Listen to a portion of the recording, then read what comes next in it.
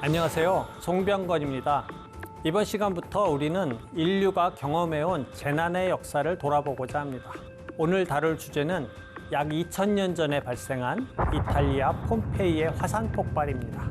우리는 화산 폭발에 대체로 익숙합니다. 오늘날 해마다 세계적으로 50개 내지 60개의 화산이 분화합니다. 화산 근처에 거주하는 인구는 무려 5억 명에 이릅니다. 지난 1세기만 해도 화산 분화로 사망한 인구가 10만 명이나 됩니다. 인도네시아, 중국, 이란, 멕시코와 같이 활화산이 많고 부근에 거주민이 많은 국가에서 대부분의 희생자가 발생했습니다. 이곳의 사람들은 왜 다른 곳을 놔두고 하필 활화산 근처에 삶의 터전을 마련했을까요? 화산이 터지지만 않는다면 화산지대는 사람이 살기에 꽤 적당한 곳이기 때문입니다. 무엇보다도 화산지대의 토양은 물이 잘 빠지고 영양분이 풍부해 농작물을 기르기에 적합합니다. 또한 화산 주변 지역은 굴곡이 있는 지형이 형성되어 있어서 외부 세력의 공격을 방어하기에 유리합니다. 이런 장점이 화산의 위험이라는 단점보다 크다고 생각하는 사람들에게는 이곳에 거주하는 게 합리적인 선택이었던 것입니다.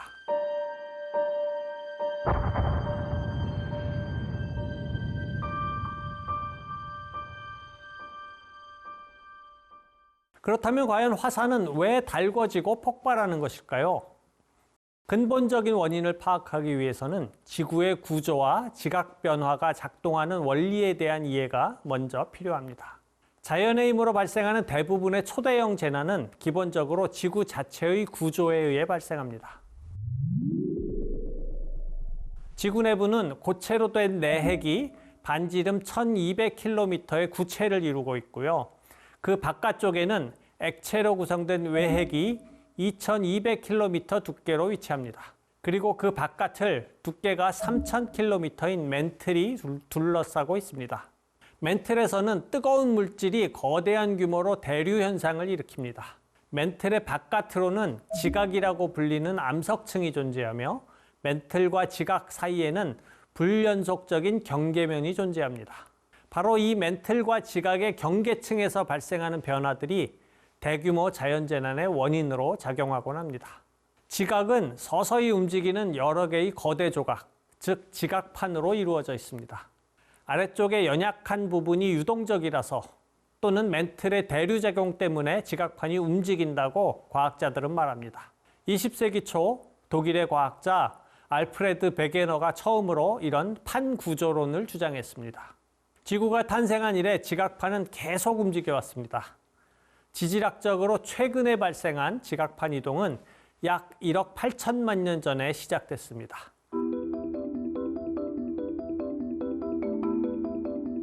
이전에는 판게아라는 단일한 초대륙이 존재했습니다.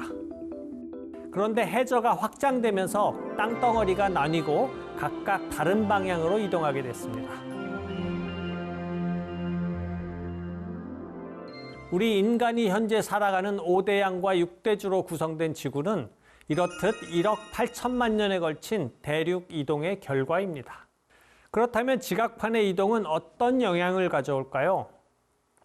현재 지각판은 보통 1년에 3 내지 4cm가량 이동합니다.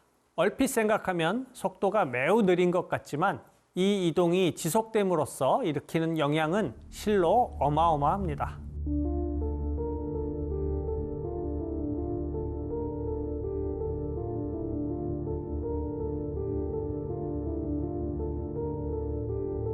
대규모의 화산과 지진은 거의 모두 지각판들 사이의 경계에서 발생합니다. 두 지각판이 만나는 사례 중에서도 특히 한 지각판이 다른 지각판 아래로 밀려 들어가는 곳을 섭입대라고 부르는데요.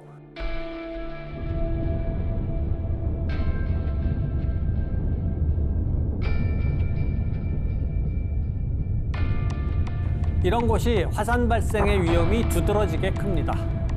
일본, 알래스카, 뉴질랜드, 남아메리카 서부 등이 바로 이런 지역에 해당합니다. 마그마가 솟아올라 지표면에 도달해 화산이 분화하면 어떤 일이 발생할까요? 직접적으로는 화염과 더불어 화산재가 분출되고 다양한 크기의 뜨거운 쇠설류, 즉 화산가스, 화산재, 암석 등이 뒤섞인 물질이 최대 시속 400km의 속도로 쏟아져 내립니다. 또한 용암과 화산가스가 분출되고 곧이어 크고 작은 암석 조각들이 날아듭니다. 이후 산사태와 홍수, 화재 등 2차 피해가 발생합니다. 사람들에게 역사적으로 가장 유명한 화산 폭발 재난이 무엇이냐고 묻는다면 가장 많이 나오는 대답이 베수비오 화산의 분화일 것입니다.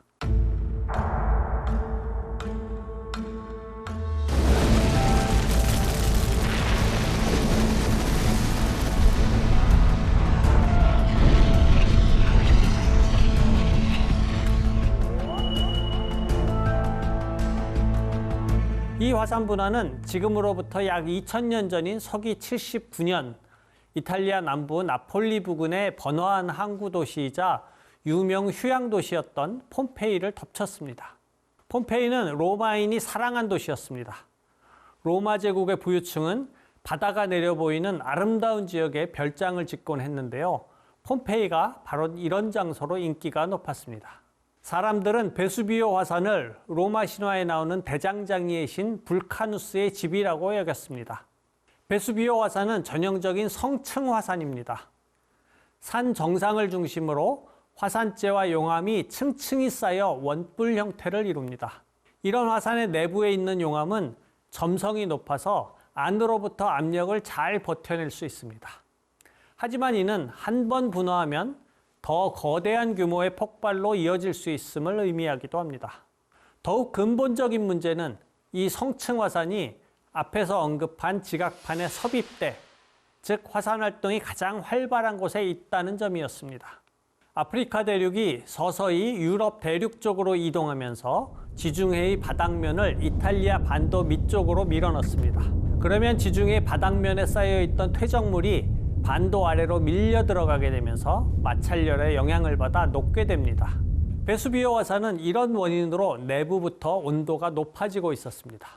10월 어느 날 베수비오 화산이 분화를 시작했습니다. 처음엔 분화가 천천히 진행돼 주민들이 대피할 여유가 있었습니다. 그러나 화산은 점차 거칠어졌고 곧이어 거대한 폭발이 일어났습니다. 시뻘건 불기둥이 분화구에서 뿜어져 나와 하늘로 치솟았고 재를 가득 머금은 구름이 30km 이상 상공으로 솟구쳐 성층권까지 도달했습니다. 화염과 용암, 쇠설류와 암석 조각, 화산재와 유독가스가 도시를 초토화시키고 수많은 시민을 순식간에 죽음으로 몰아넣었습니다.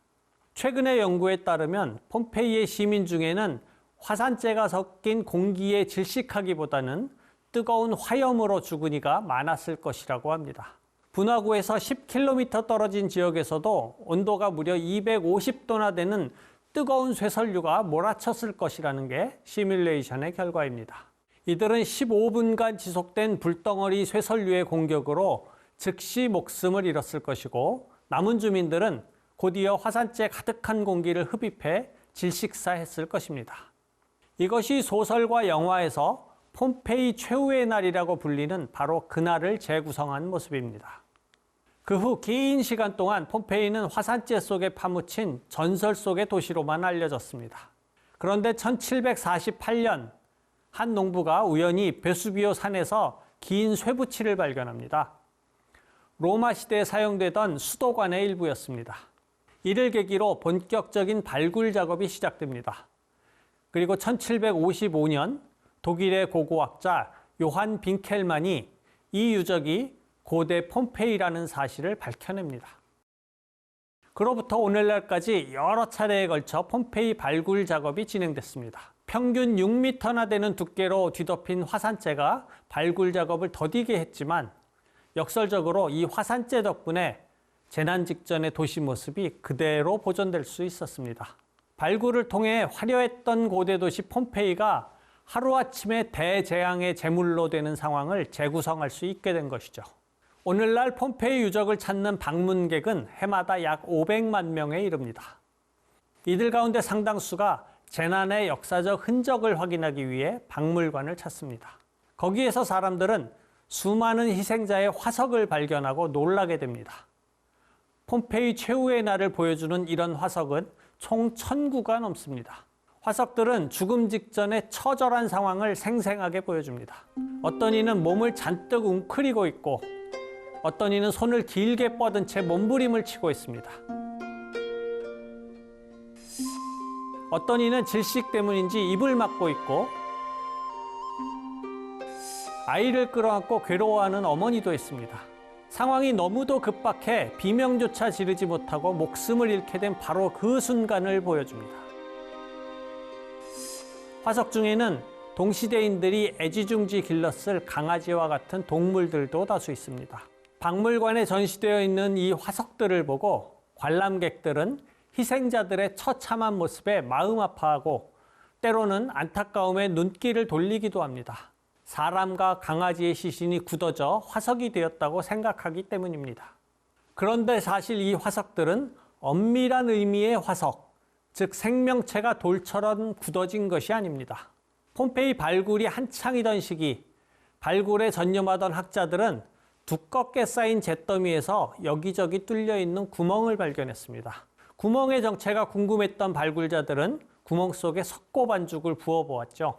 석고가 굳은 후에 잿더미를 파보니 바로 앞에서 설명한 다양한 자세의 인간과 동물의 형체가 있었습니다.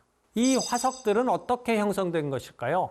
화산재에 묻힌 시신은 시간이 지나면서 굳게 됩니다.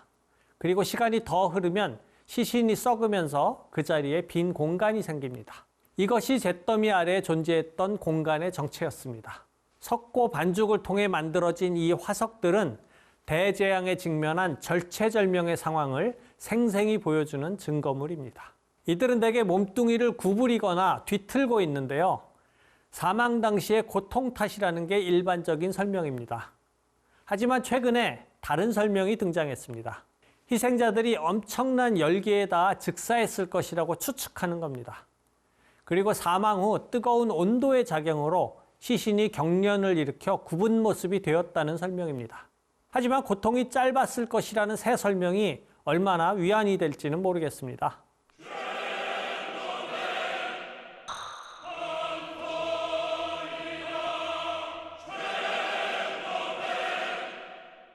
로마 제국의 시민들은 폼페이의 멸망을 어떻게 이해했을까요?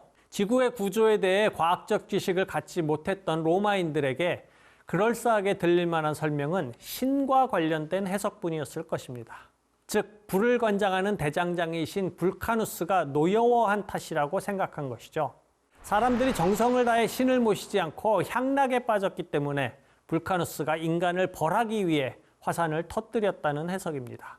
다신교 사회인 로마가 멸망하고 기독교 유일신을 신봉하는 중세가 되자 이번에는 새로운 해석이 이를 대체했습니다. 티투스라는 장군이 화산분화 2달 전에 로마의 황제로 즉위했었는데요. 티투스는 그보다 몇 년 전 군대를 이끌고 예루살렘을 점령하고 약탈한 인물이었습니다. 이 사건을 근거로 삼아 베수비오 화산 폭발이 분노한 하느님이 내린 형벌이라는 해석이 널리 퍼졌습니다. 타락한 도시 소돔과 고모라를 신이 유황불을 퍼부어 멸망시킨 이야기를 떠올리게 하는 기독교적 해석이었죠. 신의 뜻을 배제하고 화산 폭발을 설명하려는 노력은 중세 이후 서서히 진행됐습니다. 특히 17세기에 과학혁명을 대표하는 인물들이 다양한 이론을 제시했습니다. 프랑스의 철학자 데카르트는 신이 지구를 창조할 때 위로부터 공기, 물, 불의 세 층위로 만들었는데 태양빛이 지구를 관통하는 곳에서 화산이 형성된다는 기이한 주장을 펼쳤습니다. 독일의 광물학자 아그리콜라는 태양빛은 화산과 아무런 관련이 없다고 데카르트를 비판했습니다. 그리고 화산은 압력을 받은 증기가 분화를 일으킨 것이라고 주장했습니다. 이즈음부터 지진을 지구의 내부 구조와 연결하려는 시도가 본격화되었습니다. 독일의 물리학자 케플러는 화산을 지구의 눈물과 배설물이 빠져나오는 배출구라고 설명했습니다. 비슷한 시기에 독일의 예수의 수사이자 뛰어난 과학자였던 키르허는 화산 분화가 왜 일어나는지에 대해 새로운 주장을 펼쳤습니다. 그는 화산이 뿜어내는 물질의 양이 화산 자체보다 크므로 땅속 깊은 곳에서부터 분출되는 것이 틀림없다고 설명했습니다. 더욱 흥미로운 점은 그가 화산 활동을 지구 내부의 구조와 직접 관련시켜 설명하고자 했다는 데 있습니다. 이 그림은 키르허가 그린 지구의 구조도입니다. 지구 중앙에 불덩이가 있는데 이것이 다른 불덩이들과 이어져 있고 더 나아가 지표면의 화산들과도 연결되어 있다는 내용입니다. 화산의 분화가 지구 전체의 활동과 관련이 있다는 키르허의 시대를 앞선 통찰이 참으로 놀랍습니다. 오늘날 우리가 이해하는 화산의 원인에 꽤나 가깝게 접근한 셈입니다. 이렇게 인류는 지적 거인들이 내디딘 한 발 한 발에 힘입어 화산에 대한 지구과학적인 이해를 점차적으로 심화시켜 나갔던 것입니다. 감사합니다.